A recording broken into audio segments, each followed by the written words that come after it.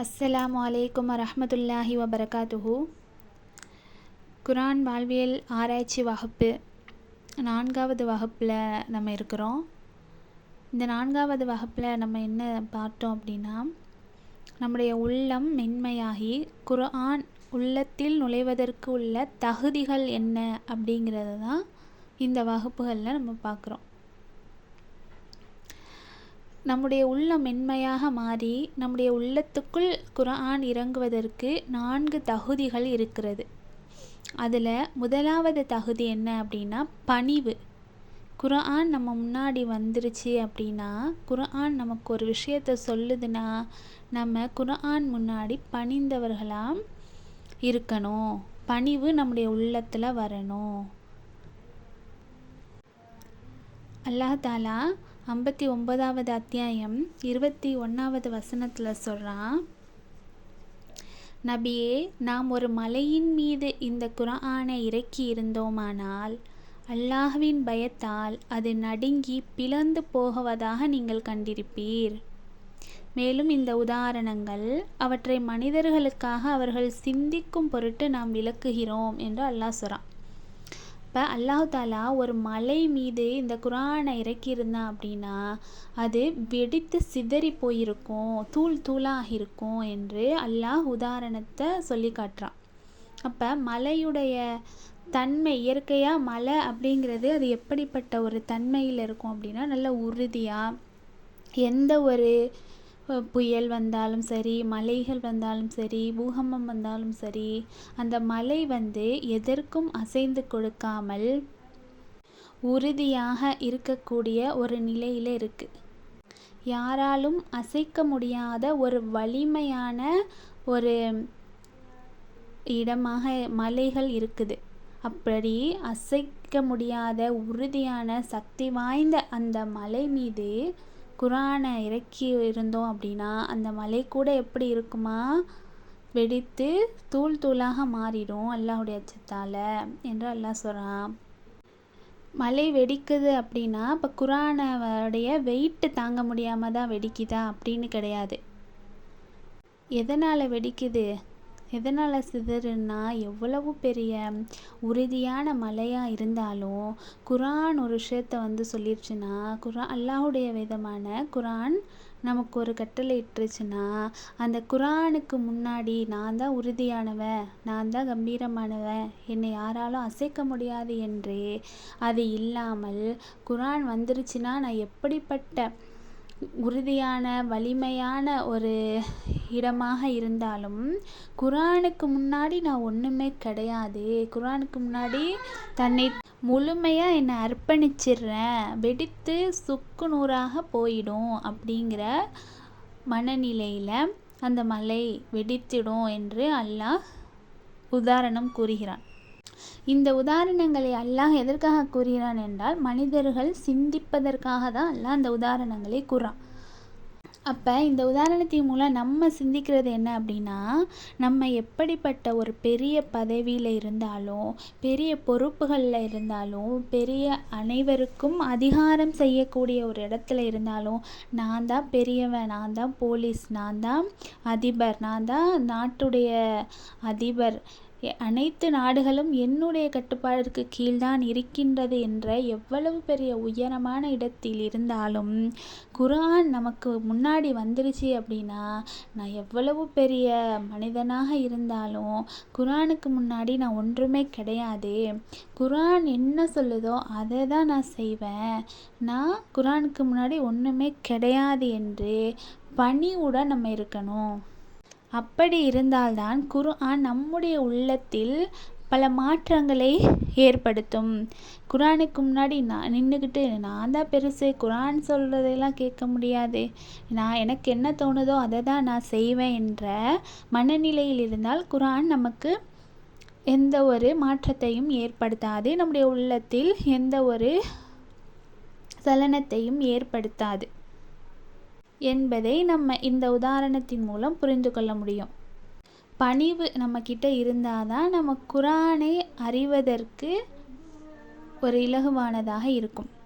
இமாம் இப்னு தைமியா ரஹிமஹுல்லாஹ் அவங்க கூறுறாங்க, குர்ஆனை அறிவதற்கு அறிவு அதனுடைய முதல் படி இல்லை, தாழ்வுதான் அதன் முதல் படி என்று இப்னு தைமியா ரஹிமஹுல்லா கூறாங்க. குரானை நம்ம முழுசாக அறிஞ்சிக்கணும்னு நினச்சா நம்மளுக்கு அறிவு கிடையாது. ஃபஸ்ட்டு அறிவுக்கு முன்னாடி நமக்கு வரக்கூடிய ஒரு பண்பு என்னன்னா தாழ்வு தான். அந்த தாழ்வு இருந்தால் தான் குரானுக்கு முன்னாடி நான்லாம் ஒன்றும் கிடையாது, குரான் தான் எல்லாமே, குரான் தான் என்னை வழி நடத்தணும், நான் சாதாரண ஒரு மனிதனாக இருக்கேன், குரான் என்ன சொல்லுதோ அதையே நான் கேட்டு நடக்கிறேன் என்ற மனநிலையில் நாம் இருக்க வேண்டும். பணிவு நம்முடைய உள்ளத்தில் வர வேண்டும். அடுத்து அல்லாஹ் 7வது அத்தியாயம் 204வது வசனத்தில் சொல்கிறான், குர்ஆன் ஓதப்படும் போது அதனை நீங்கள் செவிதாழ்த்தி கவனமாக கேளுங்கள், அப்பொழுது மௌனமாக இருங்கள், இதனால் நீங்கள் கிருபை செய்யப்படுவீர்கள் என்று அல்லாஹ் கூறுகிறான். அப்போ குரான் ஒரு விஷயத்தை சொல்லுதுன்னா அதை கவனமாக கேட்கணும், செவி தாழ்த்தி கேட்கணும். குரான் ஓதப்பட்டுச்சுன்னா நம்ம குரானை எதிர்த்து நம்ம ஒரு வார்த்தை கூட பேசக்கூடாது. குரான் சொல்வதை தான் நாம் கேட்கக்கூடிய நிலையில் இருக்க வேண்டும். அப்பொழுது தான் அந்த குரான் நம்முடைய உள்ளத்தில் மாற்றத்தை ஏற்படுத்தும் என்பதை புரிந்து கொள்ள முடியும். மேலும் அல்லாஹ் கூறுகிறான் 50வது அத்தியாயம் 37வது வசனத்தில், எவருக்கு கவனமான உள்ளம் இருக்கிறதோ அல்லது எவர் ஓர்மையுடன் செவித்தாழ்த்தி கேட்கிறாரோ அத்தகையவருக்கு நிச்சயமாக இதில் படிப்பினை இருக்கிறது, நினைவுறுத்தும் படிப்பினை இருக்கிறது என்று அல்லாஹ் கூறுகிறான். அப்போ குரான் ஓதப்பட்டுச்சு அப்படின்னா நம்ம கவனமாக கேட்கணும். நம்ம குரானை கவனிக்கும் பொழுது நம்முடைய உள்ளம் முழுமையாக, நம்முடைய கவனம் முழுமையாக அப்படியே அடிபணிந்து குரானை கவனிப்பதற்கு வர வேண்டும். நாம் வேறு சிந்தனையில் இருந்து கொண்டே குரானை ஒரு சைடும் வேறு சிந்தனைகளின் மூலம் ஈடுபடுத்தி கொண்டு இருந்தால் அந்த குரான் நம்முடைய வாழ்க்கையில் மாற்றத்தை ஏற்படாது. அப்போ நம்ம குரானுக்கு முன்னால் நம்ம எப்படி செவி தாழ்த்தி கேட்கணும் அப்படின்னா நல்ல ஈடுபாட்டுடன் கவனமாக கேட்கணும் என்று அல்லாஹ் சொல்கிறான். அப்போ குரான் நம்முடைய உள்ளத்தில் உள்ளம் மென்மையாகி நம்முடைய உள்ளத்துக்குள்ளே குரான் வருவதற்கு மிகவும் முக்கியமான ஒரு அம்சம் என்ன அப்படின்னா பணிவு என்ற அந்த அம்சம். அடுத்து 2வதான ஒரு அம்சம் என்னன்னா முன்முடிவு இல்லாமல் குரானை பார்ப்பது. நம் குரானை பார்க்கும் பொழுதே நமக்கு எந்த முன்முடிவும் இருக்கக்கூடாது.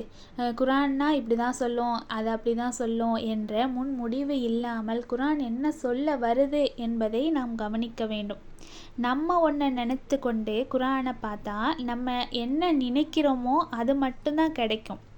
நம்ம உள்ளத்தை காலியாக வைத்து கொண்டு குரானை பார்க்க வேண்டும். உதாரணத்திற்கு யூதர்களை நம்ம எடுத்துக்கலாம்.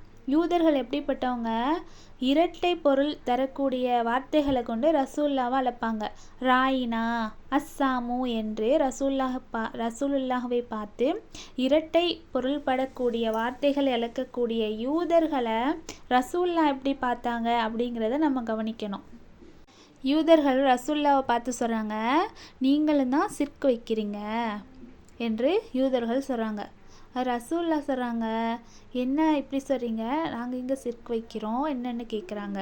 ஆமாம், அதுக்கு யூதர் சொல்கிறாங்க, ஆமாம் கஃபாவின் மீது நீங்கள் சத்தியம் பண்ணுறீங்க, அது ஷிர்க் இல்லையா, அல்லாஹ் படைச்ச அல்லாஹ் தானே, அல்லாஹ் மீது தான் அல்லாஹ் ஒருவன்னு சொல்கிறீங்க, ஆனால் சத்தியம் செய்யும்போதே கஅபாவின் மீது சத்தியமாக என்று சத்தியம் செய்கிறீங்களே, இது சிர்க் இல்லையா என்று ரசூல்லாட்ட யூதர்கள்லாம் கேட்குறாங்க. அப்போ தான் ரசூல்லா யோசிக்கிறாங்க, ஆமாம் அவ்வளோ நாளே எல்லாம் காபாவின் மீது சத்தியம் அப்படின்னு அது பழக்க வழக்கத்தில் அப்படி செய்து கொண்டு வந்தாங்க. இப்போ ரசூல்லா யோசித்து சொல்கிறாங்க, இனிமேல் நீங்கள் அந்த மக்கள்கிட்ட எல்லாம் சொல்லும்போது இனிமேல் சத்தியம் செய்வதாக இருந்தால் காபாவின் மீது சத்தியமாக என்று சொல்வதற்கு பதிலாக காபாவின் இறைவன் மீது சத்தியமாக என்று சொல்லுங்கள் அப்படின்னு ரசூல்லா சொல்கிறாங்க. அப்போ ரசூல்லா யூதர்களை எப்படி பார்த்தாங்க, யூதர்கள் ஒரு கருத்தை சொல்கிறாங்க அப்படின்னா இவங்க இப்படி தானே கருத்துக்கள் சொல்லுவாங்க, இரட்டை பொருள்படக்கூடிய கருத்துக்கள் எல்லாம் பேசுவாங்கன்னு சொல்லிட்டு அவங்கள ஒதுக்கி விடாமல் யூதர்கள் சொன்னாலும் அதில் என்ன விஷயம் என்ன என்பதை தான் ரசூல்லா கவனித்திருக்காங்க. அப்போ முன்முடிவு இல்லாமல் யூதர்களை பார்த்தார்கள்.